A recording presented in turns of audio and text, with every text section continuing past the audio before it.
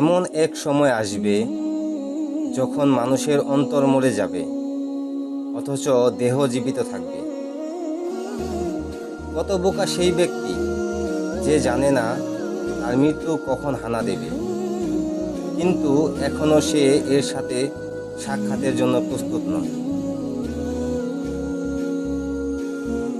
নিকৃষ্ট তো সেই ব্যক্তির পরিবারের মানুষগুলো যারা মৃত ব্যক্তিটির জন্য কান্নাকাটি করে, অথচ তার রেখে যাওয়া ঋণ পরিশোধ করে না।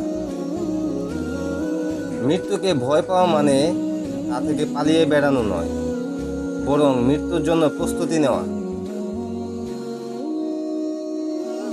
জন্মের পর একমাত্র নিশ্চিত বিষয় হলো মৃত্যু, অথচ আমরা এই ব্যাপারেই সবচেয়ে বেশি বেখবর। হতভাগা সেই যে মরে যায়, অথচ তার পাপকর্মগুলো রয়ে যায়। মৃত্যু যখন সুনিশ্চিত, তা আল্লাহর রাস্তায় হওয়াই শ্রেয়। তোমরা যেখানেই থাকো না কেন, মৃত্যু কিন্তু তোমাদের পাকড়াও করবেই, যদি তোমরা সুদৃঢ় দুর্গের ভেতরও অবস্থান করো। তবুও আল্লাহর সাথে সাক্ষাতের আগ পর্যন্ত ইমানদারের কোনো স্বস্তি নেই।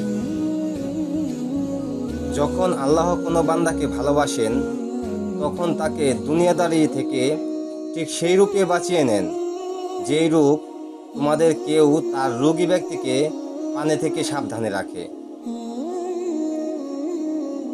হে প্রশান্ত আত্মা, তুমি তোমার রবের কাছে ফিরে আসো সন্তুষ্ট ও সন্তোষজনকভাবে।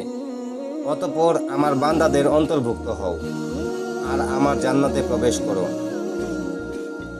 সে কি পেল যে আল্লাহকে হারালো? সে কি হারালো যে আল্লাহকে পেল?